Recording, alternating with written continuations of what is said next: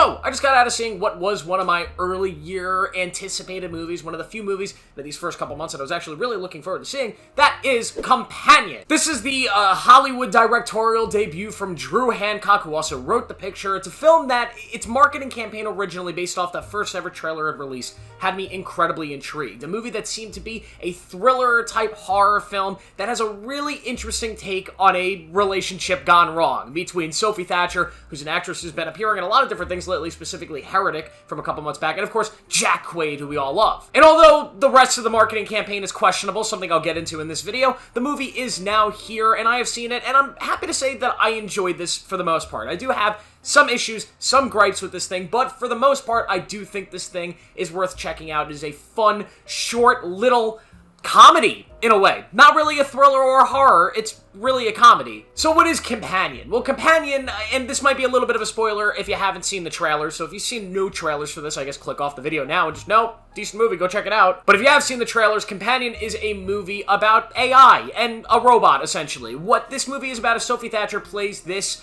companion. Essentially, she is an AI robot that Jack Quaid has bought or rented, and she doesn't know that she's a robot. And obviously, over the course of the movie, she finds out. And you have a movie about an AI finding out that they are AI and the property of a man who's essentially forcing them to be in a relationship. Yeah, and from that point on, you get a fun slasher-type thriller thing where different things are happening. The movie's kind of funny at times. You have characters that are a little bit stupid, some characters that are a little freaky, and you have a movie, right? A movie with some very interesting visuals. You have that main shot from, like, the poster and the trailer and everything of, like, the girl having her arm out and it's just set on fire, right? There's some really interesting things here that are going to pop out on screen for this genre. But at its core, it's a very simple story about how men in relationships like this are just the worst, and telling this story through the eyes of an AI, right? This movie reminded me a lot of that film from a couple years ago. I am totally forgetting what it was called, but it was the one with Harry Styles and Florence Pugh.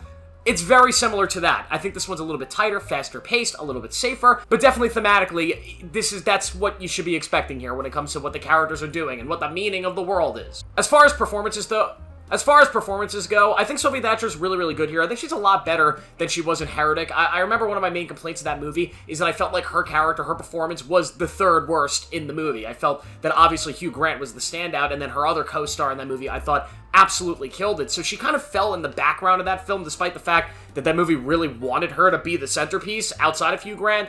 This film, she is the centerpiece, and luckily she does bring it here. She is really, really good, and absolutely takes over the screen when she's in frame. Jack Quaid is also fine. I don't think the script does his character a lot of justice here, in the sense that this character is just supposed to be this unlikable dickbag. And it does a good job of making you not like him, but it gets to the point where it just feels so unreal. Like, his character just feels so out of the realm of existence that I almost just lost interest in what was going on with his character, and maybe that was kind of the point, but I just didn't love it. I also didn't love a lot of his dialogue, how it was written. A lot of F-bombs, which I'm guilty of, you know? A lot of my scripts that I've written, it's a lot of F-yous and F-that's, and you just get carried away sometimes. There's a lot of them in here, and it gets to a point where I started noticing them, and I think that's the worst part. Once you start noticing it, and you're like, they're saying fuck a lot.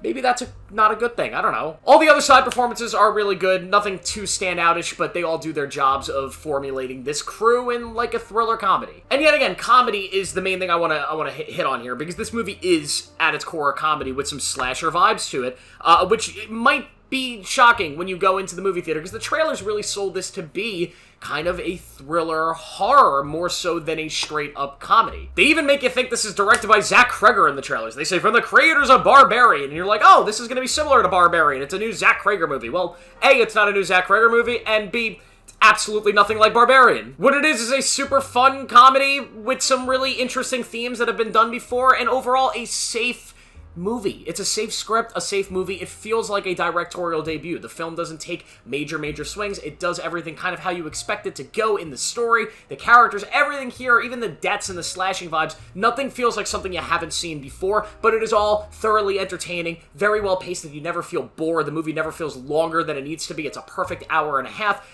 and yeah, it's satisfying enough. It's just a safe, fun movie that you're probably going to forget. It's a forgettable movie, which is probably my biggest issue with it, is that it's a movie that in a week from now I'll probably forget that I ever saw. But was I thoroughly entertained by the film, by its pacing, by its characters, by its themes, by its overall goal of what it's trying to do here? Yeah. Is it original? No. The one main issue I do have with this film was its marketing campaign. This movie spoiled one of its major twists, her being an AI bot.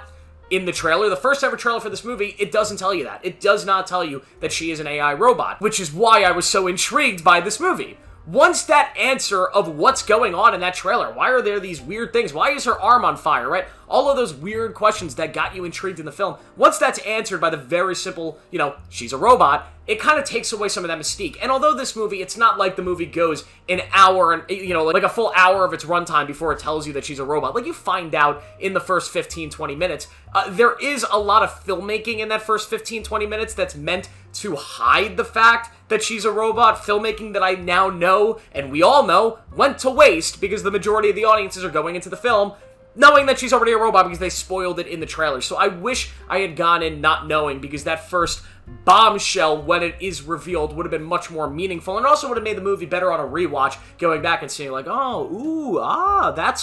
that's why he was saying those things in the first scene. It was just a strange decision from the marketing campaign. I guess they thought the opaque, intriguing first trailer wasn't enough to bring audiences in, and they needed to have the generic, well, it's a movie about AI! I don't know, we'll see if it works, but yeah, that's my feelings towards that. A little bummed out by it. Also, not really marketing exactly like a comedy. Some of the trailers did, it showed the comedic vibes, but it definitely had more of a thriller vibe in those trailers, where this movie is a straight-up comedy, in my opinion. Overall, though, I enjoyed Companion. I will give it a 3 out of 5, and I recommend going and check it out this weekend. It's a nice, fun movie. It won't take up too much of your time, won't take up too much of your mind space, and yeah, enjoy it if you go see it. Let me know what you think. What do you guys think of Companion? Let me know what you think down below. Make sure to like this video, subscribe for more notifications. I'll see you in the next one.